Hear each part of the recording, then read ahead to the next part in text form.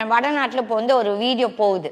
இந்த ஷர்மாவோ சமீரோ யாரோ ஒருத்தர் அந்த அமெரிக்கன் கப்பிள் அந்த பிள்ளைய வந்து ரேப் பண்ணதை பற்றி அவன் வந்து வீடியோ விட்டு ரொம்ப வைரலாக போயிட்டுருக்கு.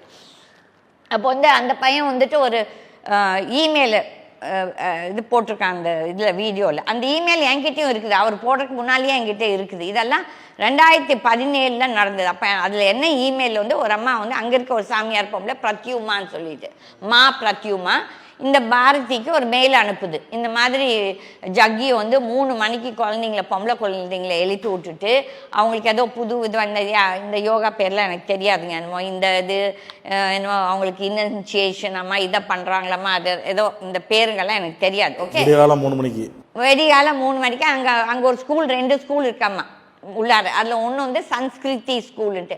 அந்த சன்ஸ்கிருதி ஸ்கூல் பிள்ளைங்கள இந்த மேலாடையெல்லாம் இதெல்லாம் ரொம்ப கூச்சமாக இருக்குது. பட் எனக்கு வயசாயிடுச்சு, நம்ம வந்து ஆம்பளை மாதிரி நம்மளும் பேசலாம். ஏன்னா இதெல்லாம் வெளியே வந்தால் தான் இந்த மாதிரி அயோக்கியங்களுக்குலாம் ஏதோ யாரோ ஒருத்தர் மணிக்கு இந்த பூனைக்கு யார் மணி கட்டுறதுன்ட்டு ஒரு கதை இருக்குதுங்க. அதில் யாருக்குமே பொறாமை கிடையாது. உன் சொத்து வந்து எனக்கு கால் தூசி, உன்னோட சொத்து வந்தோ இல்லாட்டி உன்னோட டெவலப்மெண்ட் வந்து எனக்கு வரணும், எனக்கு தேவையே கிடையாது. ஆனால் தப்பு எங்கே நடந்தால் எதுக்கு நான் இது சொல்கிறேன்னா 82 நான் வந்து ஒரு இந்த பாலியல் கூட்டத்துக்கு நான் போராடின ஆள். நான் அன்றையிலேருந்தே ஆக்டிவிஸ்ட். எங்கே தப்பு நடந்தாலும் நான் வந்து தட்டி கேட்பேன். ஏன் பணத்தை தான் செலவு பண்ணுவேன், எவங்கிட்டே நான் காசு வாங்கி ஆக்டிவிஸ்ட்னு சொல்லி இவங்ககிட்ட பணத்தை புடுங்குன்னு வேலையெல்லாம் எனக்கு தேவையில்லை. என்னோடய பேக்ரவுண்ட் உங்களுக்கு தெரியும்.